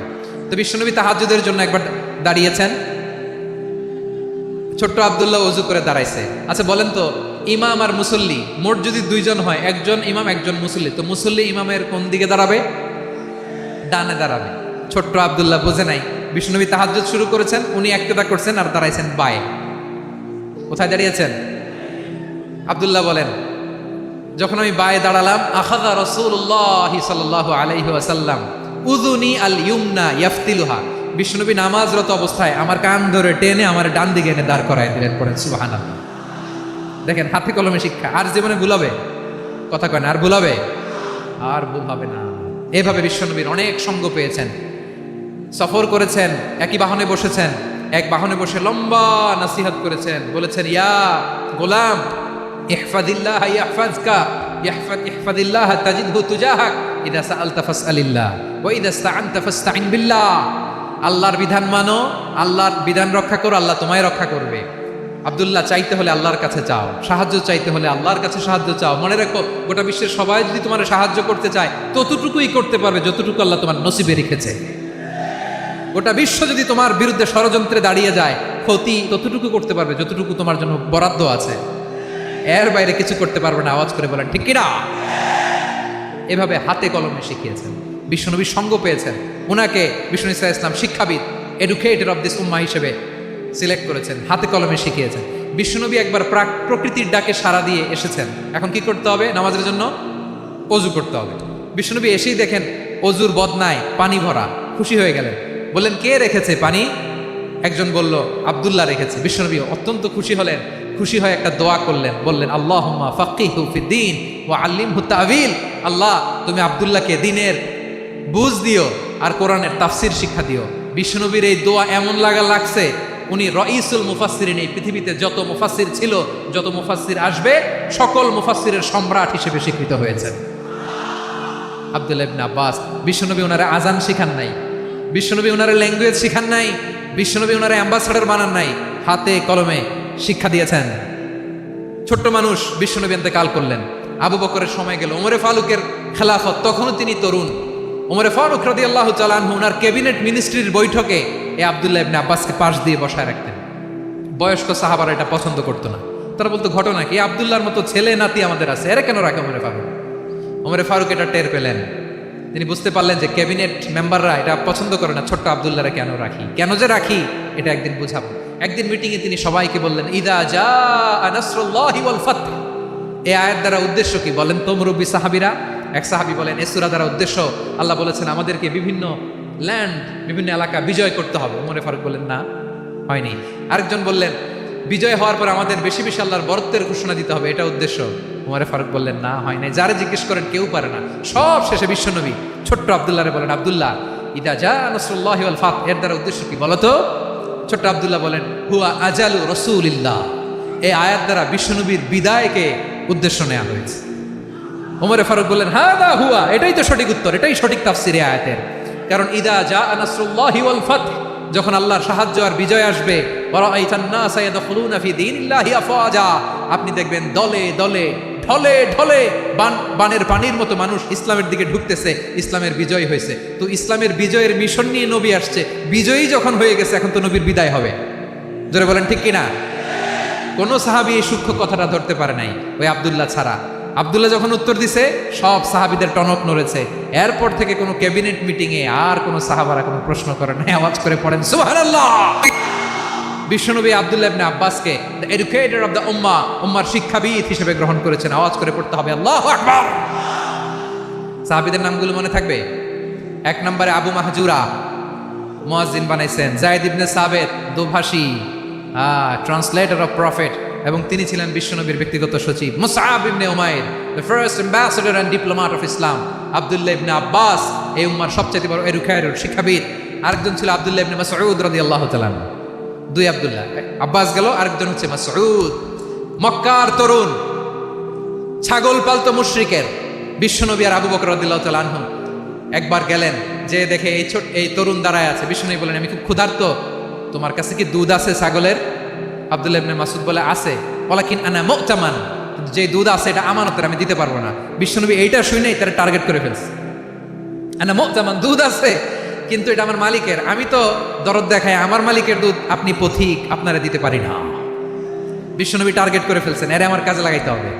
বিশ্বনবী বললেন, আচ্ছা ঠিক আছে, দুধ দিও না, কিন্তু এমন ছাগি আছে কিনা যেই ছাগির সাথে কোনো ছাগলের মিলন হয় নাই, তার ওলানে দুধও আসে নাই, বাচ্চাও নাই, এরকম ছাগির থেকে যদি আমি দুধ খাই তাহলে তো সমস্যা নাই।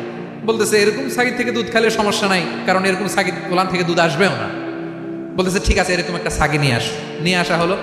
বিশ্বনবী বিসমিল্লাহ বলে ওই ছাগির ওলানে হাত দিলেন। হাত দিতে দেরি, পুরো ওলানটা দুধে ভরে যেতে দেরি হয় না। বিশ্বনবী আর আবু বকর রাদিয়াল্লাহু তাআলা আনহু দহন করে পেট ভরে খেলেন।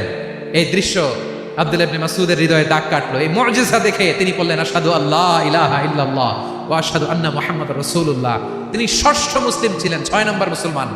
ওনাকে টার্গেট করে বিশ্বনবী দেখলেন এমন ইন্টেলেকচুয়াল ব্রেন, উনি সূক্ষ্ম সূক্ষ্ম জিনিস বুঝে বেশি, ফিকহি জ্ঞান ওনার মধ্যে বেশি। বিশ্বনবী ওনাকে কোরআনের জ্ঞান শিক্ষা দিতে লাগলেন। উনি বিশ্বনবী সবার কাছে কোরআন শোনায়, কিন্তু বিশ্বনবী নিজে আব্দুল্লাহ ইবনে মাসুদের কাছ থেকে কোরআন শুনতো। বিশ্বনবী একবার বললেন, ইকরা আলাইয়া ইয়া মাসুদ, ইবনে মাসুদ একবার শোনাও তো কোরআন দেখি। আব্দুল্লাহ ইবনে মাসুদ বলে, আকরাউ আলাইকা ওয়া আলাইকা উনজিল, নবী আপনার উপর কোরআন নাজিল হয় আর আমি আপনার সামনে কোরআন পড়ব। বিশ্বনবী বললেন, ইন্নী উহিব্বু আন আসমাআহু মিন গায়রি, আমি নিজে পড়তে যেমনি ভালোবাসি অন্যে পড়ুক আমি শুনবো, এটাও আমি ভালোবাসি। সূরা নিসা তিনি তেলাওয়াত করে শুনিয়েছেন। এমন সূক্ষ্ম বিষয় বিশ্বনবী উনাকে ধরিয়ে দিয়েছেন, উনি হয়ে গিয়েছেন আব্দুল্লাহ ইবনে আব্বাস হয়েছেন রাইসুল মুফাসসিরিন, উনি হয়ে গিয়েছেন ফাকিহুল উম্মাহ। উনার চাইতে বড় ফকি এই পৃথিবী আর দেখবে না, চিল্লায় বলেন সুবহানাল্লাহ। উনি বলতেন, ওয়াল্লাহি ওয়াল্লাহি ইল্লাযী লা ইলাহা গায়রু মা উনজিলাত সূরাতুন ইল্লা ওয়া আনা আ'লামু আইনা উনজিলাত ওয়া ফীমা উনজিলাত। বিশ্বনবী এমন ভাবে কোরআনের দার্স আমাকে দিয়েছেন, কোরআনে যত সূরা নাজিল হয়েছে যেখানে নাজিল হোক না কেন আমি জানি এটা কোথায় নাজিল হয়েছে এবং কোন প্রেক্ষাপটে নাজিল হয়েছে। এমন একটা সূরা নাই যে সূরার কোথায় নাজিল হয়েছে আমি মাসুদের জানা নাই, কোন প্রেক্ষাপটে নাজিল হয়েছে আমার জানা নাই। এরকম ঘটবে না, চিল্লায় বলেন আল্লাহু আকবার। এই আব্দুল্লাহ ইবনে মাসউদ রাদিয়াল্লাহু তাআলা ওমর ফারুকের সময় কুফার চিফ জাস্টিস ছিলেন।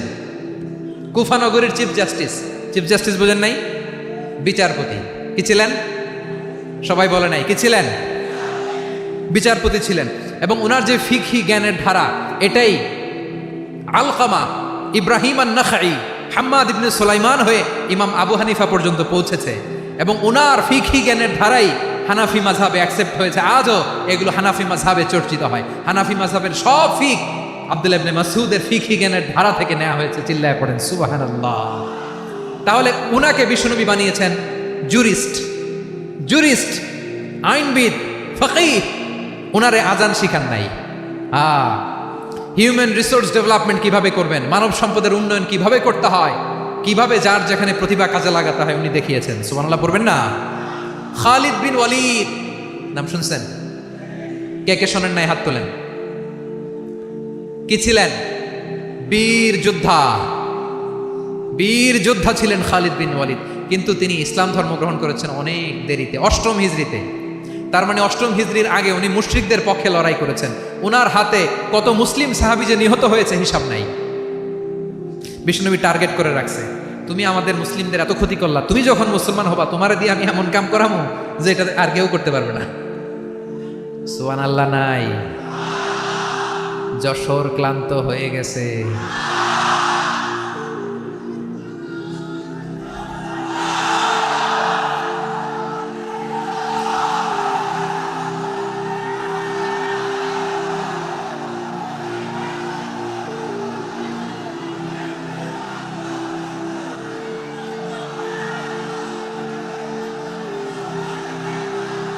মাশাআল্লাহ, বসুন। খালিদ বিন ওয়ালিদ রাদিয়াল্লাহু তাআলা 8ম হিজরিতে মুসলিম হয়েছেন, মক্কা বিজয়ের আগে। তো মক্কা বিজয়ের আগে যখন মুসলিম হয়েছেন, এর আগে কি করছেন? কাফিরদের সাথে যুদ্ধ করেছেন। উনি উহুদের যুদ্ধে মুসলমানদের যে পরাজয় ভাব, কঠিন পরিস্থিতির মুখোমুখি উনার কারণে পেছন থেকে এমন আতর্কিত আক্রমণ করেছেন, মুসলমানদেরকে কচুকাটা করেছেন। 8ম হিজরিতে আল্লাহ তাআলা হেদায়েতের নূর দিয়ে ওনার হৃদয়টাকে উজালা করে দিলেন। লা ইলাহা এটা এমন বাণী যার হৃদয়ে একবার টাচ খাবে, এইটা থেকে সে আর পালিয়ে বেড়াতে পারে। ঝিনুকের ভেতর লুকিয়ে থাকে যেমন মতি, ঝিনুকের ভেতর লুকিয়ে থাকে যেমন মতি, কলমা শাহাদাতে আছে আল্লাহর জ্যোতি, কলমা শাহাদাতে আছে আল্লাহর জ্যোতি। ঠিক কিনা বলেন?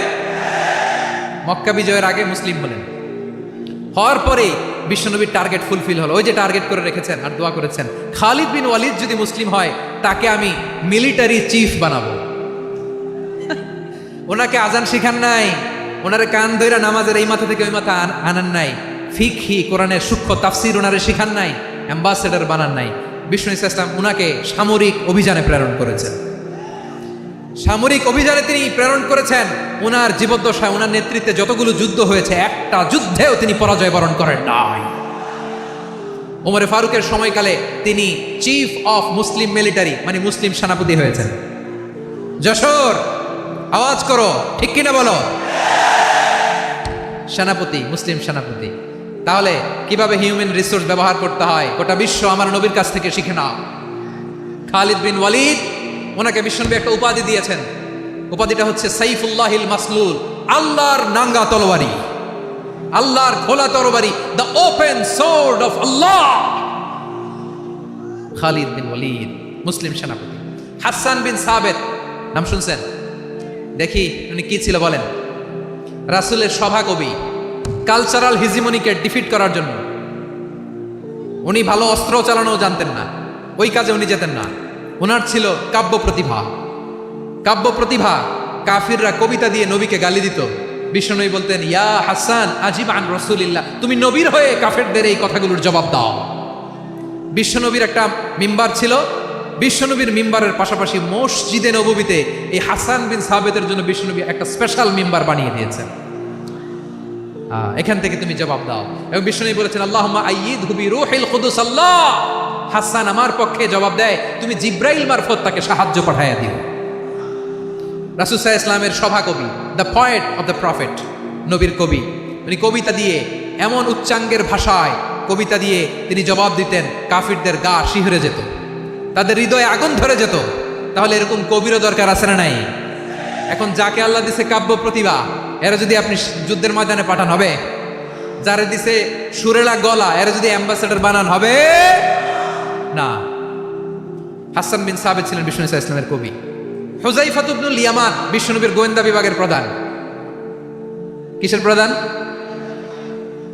হুযায়ফা ইবনুল ইয়ামান। ওনার ছিল ডিটেকটিভ মাইন্ড, ডিটেকটিভ মাইন্ড, গোয়েন্দা বিভাগের প্রধান। এবং উনি হচ্ছেন সাহিবু সিররি রাসূলিল্লাহ, রাসূল সাল্লাল্লাহু আলাইহি ওয়াসাল্লামের গোপন তথ্যের ধারক বাহক। নবীর যেই কথা কেউ জানে না, সব হুযায়ফার পেটের ভিতরে ছিল। সুবহানাল্লাহ পড়েন। মদিনার যত ইহুদিদের একটা লিস্ট ছিল, এই লিস্ট শুধু দুইজন জানতো, বিশ্বনবী আর হুযায়ফা। সুবহানাল্লাহ পড়বেন না? তাহলে ওনাকে কোন দায়িত্ব দিছে? কোন বিভাগ? যশোর, আওয়াজ করো, কোন বিভাগ? গোয়েন্দা বিভাগের হেড ছিল। খন্দকের যুদ্ধে প্রচন্ড আজকের মতো শৈত্য প্রবাহ, মাটি খনন করতে করতে সাহাবীদের পেটে ক্ষুধা নাই, দাঁড়াইতে পারে না নামাজের জন্য, এত ক্লান্ত, ক্ষুধা, ক্লান্ত, শ্রান্ত। বিশ্বনবী বলেন, কে আছো এই কঠিন শীত, এই ভয় আর ক্ষুধার মধ্যেও খন্দকের পরীক্ষার টপকে শত্রুর শিবিরে যে আমাকে তথ্য দিবা, কে আছো?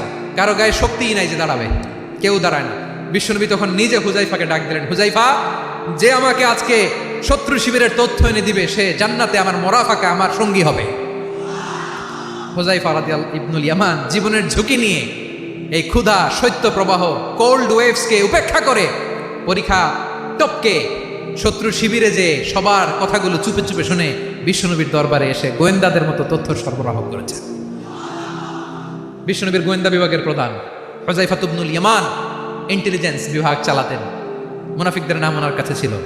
মুআয ইবনে জাবাল মদিনা রাষ্ট্রের সবচেয়ে সিনিয়র আমলা ছিলেন। আমলাতন্ত্র চিনেন তো? প্রশাসনিক কাজ যারা চালায়, অ্যাডমিনিস্ট্রেশন বোঝেন না? The department of administration. মদিনার রাষ্ট্রের সিনিয়র আমলা মুআয ইবনে জাবাল মুতাখাসসিসুন ফিল হালাল ওয়াল হারাম, হালাল হারামের স্পেশালিস্ট ছিলেন। বিশ্বনবী উনাকে ইয়ামানের গভর্নর করে পাঠাইছেন। বলেছেন, ইন্নাকা তা'তি কওমান আহলা কিতাব, এমন গোষ্ঠীর কাছে যাবা এরা ইহুদি নাসারা, আগে শাহাদা পড়লে এরপরে নামাজের দাওয়াত দিও, নামাজ পড়লে যাকাতের দাওয়াত দিও। গভর্নরের অ্যাটিটিউড যেমন থাকে তেমন অ্যাটিটিউড ধরে রেখে। সুবহানাল্লাহ পড়েন। তাহলে মুআয ইবনে জাবালকে দিয়ে বিশ্বনবী কবিতা লেখায় নাই, চিঠি লেখায় নাই, আজান দেওয়ায় নাই। সুবহানাল্লাহ পড়বেন না? সব শেষ সাহাবী বলি আবু হুরায়রা রাদিয়াল্লাহু তাআলা আনহু, নাম শুনছেন? বিড়ালের বাবা। কি করতেন? খালি হাদিস মুখস্থ করতেন। উনি বলতেন, আলজামু রাসূলুল্লাহ আলা মিল ইবাতনি, আমার শুধু পেটের ক্ষুধার বন্দোবস্ত হইলে আমি নবীর সঙ্গ ছাড়তাম না। আমার আনসার সাহাবারা ক্ষেত খামারের কাজ করতো, আমার মুহাজির সাহাবারা ব্যবসা করতো, আর আমি নবীর সাথে সাথে থাকতাম। শুধু সকাল বিকাল দুই বেলা যদি আমার খাবারের বন্দোবস্ত হয়, আমি আর নবীর লক ছাড়ি না। সুবহানাল্লাহ কইবেন না? 5374টা হাদিস তিনি বর্ণনা করেছেন। সবচেয়ে বেশি হাদিস বর্ণনাকারী সাহাবী। হাদিস প্রিজার্ভেশনের কাজে বিশ্বনবী ওনাকে কাজে লাগিয়েছেন।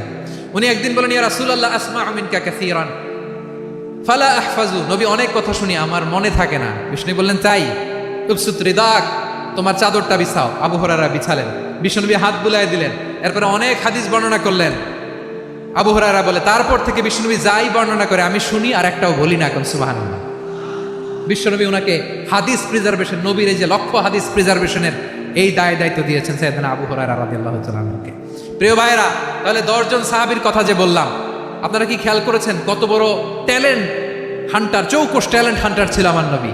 এক একজনের এক এক ট্যালেন্ট এক এক কাজে অ্যাসাইন করেছেন, এক একজনকে এক এক দায়িত্ব দিয়েছেন, এক একজনের প্রতিভাকে এক একভাবে বিকশিত হওয়ার সুযোগ দিয়েছেন। আওয়াজ করে বলেন ঠিক কি না? এখন আমার পর্দার আড়ালে আমার মায়েরা বলবে, এতগুলো পুরুষ সাহাবীর কথা বললো, নারী সাহাবীরা কি কিছু করে নাই? মোনাজাত হবে, দোয়া ছাড়া কেউ যাব না। রুফাইদা আল আসলামিয়া রাদিয়াল্লাহু তাআলা আনহা, ওনার বাবার নাম সাআদ আল আসলামি। বিশ্বনবী কি খেয়াল করলেন দেখেন, সাআদ ছিল মদিনার বড় ডাক্তার। এই নারী সাহাবী রুফাইদা বাবার কাছ থেকে চিকিৎসা বিদ্যা শিখেছেন। যখন শিখছে, বিশ্বনবী দেখলেন আমার তো প্রতি সপ্তাহে সপ্তাহে যুদ্ধে আহত সাহাবীদের সেবা দিবে কে? বিশ্বনবী রুফাইদাকে বললেন, রুফাইদা তুমি মসজিদে নববীর পাশে একটা মেডিকেল ক্যাম্প করো।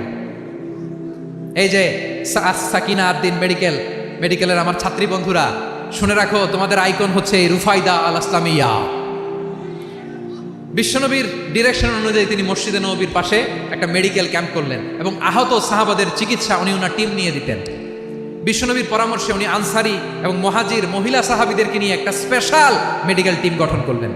খায়বার যুদ্ধে 7ম হিজরিতে যখন বিশ্বনবী যায়, উনি ওনার টিম নিয়ে আসলেন, বললেন, ইয়া রাসূলুল্লাহ, আমরা তো তলোয়ার চালাতে পারি না, আমরা তো তীর মারতে পারি না, আপনি যদি অনুমতি দেন খায়বার অভিযানে আমি আমার টিম নিয়ে মেডিকেল টিমের সেবাটা সার্ভিসটা দিতে চাই। পড়েন সুবহানাল্লাহ।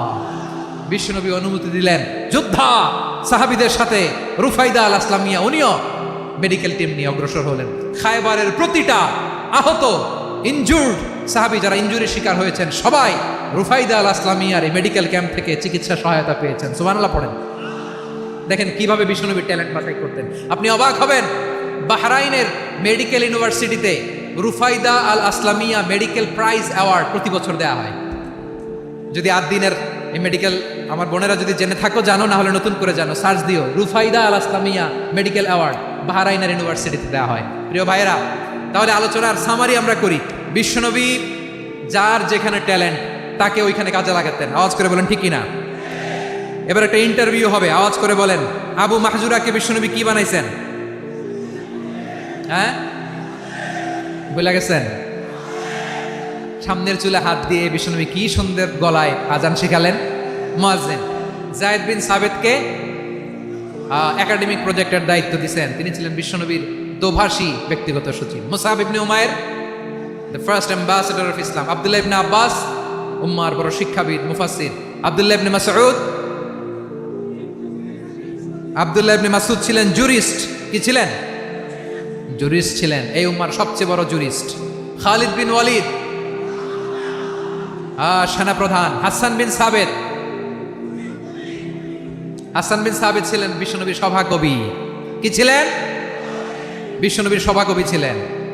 এরপরে হুযায়ফা ইবনুল ইয়ামান কি ছিলেন? গোয়েন্দা বিভাগের প্রধান। মুআয ইবনে জাবাল কি ছিলেন? সিনিয়র আমলা, ইয়ামানের গভর্নর। আবু হুরায়রা রাদিয়াল্লাহু তাআলা আনহু হাদিস প্রিজার্ভেশনের কাজ করেছেন। আর আমাদের রুফাইদা আল আসলামিয়া রাদিয়াল্লাহু তাআলা আনহা কি ছিলেন? নার্স ছিলেন, নার্স হয়ে মেডিকেল সেবা দিয়েছেন। প্রিয় ভাইরা, পুরো আলোচনার যদি সামারি করি, তাহলে বিশ্বনবী যেভাবে হিউম্যান রিসোর্সকে ম্যানেজ করেছেন, যার যেখানে প্রতিভা কাজে লাগিয়েছেন, আমরাও যদি করি, আমাদের বাংলাদেশের চিত্র আমরা পাল্টে যেতে পারবো। আমরা শুরুতে শুনেছি মানুষের আছে অসীম সম্ভাবনা, প্রতিটা মানুষ অনন্য, যত্ন নিলে, যথাযথ পরিচর্যা করলে মানুষ বিশ্ব জয় করতে পারে। ঠিক কিনা? আমাদের হাফেজে কোরআনের সামনে দাঁড়াতে পারে এমন কোনো হাফেজে কোরআন আল্লাহর জমিনে জন্ম হয় না। গোটা বিশ্ব কাঁপিয়ে তারা সেরা, আমাদের ক্রিকেটাররা সেরা, আমাদের তৈরি পোশাক শিল্প সেরা। এরকম অনেক অনেক সেরা জিনিস আছে, আমরা এগুলোরে নার্চারিং করতে পারি নাই, পরিচর্যা করতে পারি নাই, সঠিক তারবিয়াতের অভাব। তাহলে মানুষের অসীম সম্ভাবনাকে কাজে লাগাতে হবে। ঠিক কিনা বলেন? ইউনুস গভর্নমেন্টকে আমি বলবো, অল্প সময়ের জন্য আপনারা এসেছেন, সংস্কারও করতে হবে, আবার নির্বাচনও করতে হবে। সব সংস্কার হতে করতে পারবেন না, যতটুকু পারবেন এর মধ্যে আমাদের যে হিউজ ম্যান পাওয়ার, আমাদের যে মানব সম্পদ, হিউম্যান রিসোর্স, এটাকে ডেভেলপ করে আপনাদের যেতে হবে।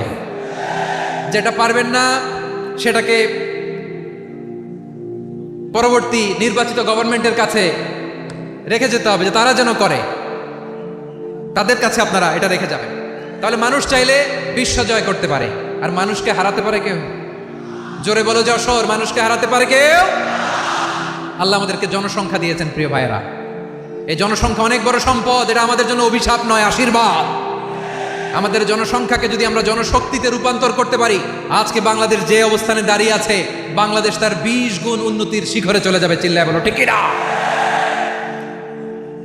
আমাদের শ্রমিক ভাইয়েরা বাইরে কাজ করে, আমাদের শ্রমজীবী ভাইয়েরা, প্রবাসীরা, তাদের ব্যাপারে গুরুত্ব দিতে হবে।